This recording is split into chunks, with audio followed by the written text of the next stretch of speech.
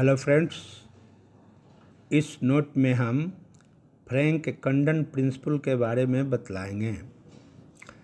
Frank कंडन principal molecule के vibration में जब स्पेक्ट्रम बनता है, अर्थात जब मॉलिक्यूल वाइब्रेट कर रहा हो और उस समय इलेक्ट्रॉन का ट्रांजिशन होगा एक्साइटेड स्टेट से ग्राउंड स्टेट में या ग्राउंड स्टेट से एक्साइटेड स्टेट में, तो हमें जो मोलेक्यूलर स्पेक्ट्रा प्राप्त होता है उसके इंटेंसिटी के बारे में फ्रैंक कंडन प्रिंसिपल बतलाता है।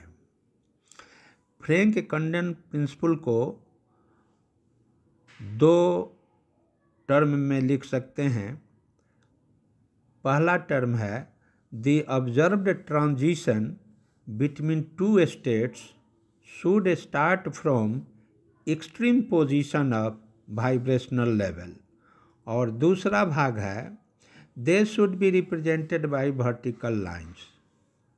जो ट्रांजिशन होगा वो वर्टिकल लाइन से दिखलाएंगे और इलेक्ट्रॉन का एक्साइटेड स्टेट से ग्राउंड स्टेट में मॉलिक्यूल के भिन्न भिन्न वाइब्रेशनल लेवल में जो ट्रांजिशन होगा वो मैक्सिमम प्रोबेबिलिटी ट्रांजिशन का तब होगा जब एटम का वाइब्रेशन एक्सट्रीम पोजीशन में हो। उस समय इलेक्ट्रॉन का ट्रांजिशन प्रोबेबिलिटी अधिकतम होता है। इसी को फ्रैंक कंडन प्रिंसिपल कहते हैं। अब इसको हम ऐसे समझ सकते हैं कि इलेक्ट्रॉन को हाइड्रोजन एटम में सर्किल बनाने में 10⁻⁻16 सेकेंड लगता है और हाइड्रोजन मॉलिक्यूल में वाइब्रेशन का टाइम पीरियड 10⁻⁻13 सेकेंड होता है।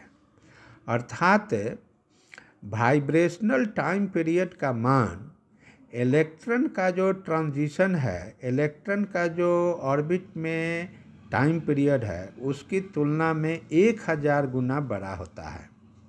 इसीलिए एक वाइब्रेशनल लेवल से दूसरे वाइब्रेशनल लेवल में जब इलेक्ट्रॉन का ट्रांजिशन होता है एटम के अंदर, तो ये जो टाइम है वो वाइब्रेशनल टाइम पीरियड की तुलना में नगण्य होता है। इसीलिए ट्रांजिशन को वर्टिकल लाइन से दिखलाया जाता है। तो फ्रैंक कंडन प्रिंसिपल को नोट में लिखा गया है तथा इसका एग्जाम्पल दिया गया है जिसमें ऑक्सीजन मॉलिक्यूल और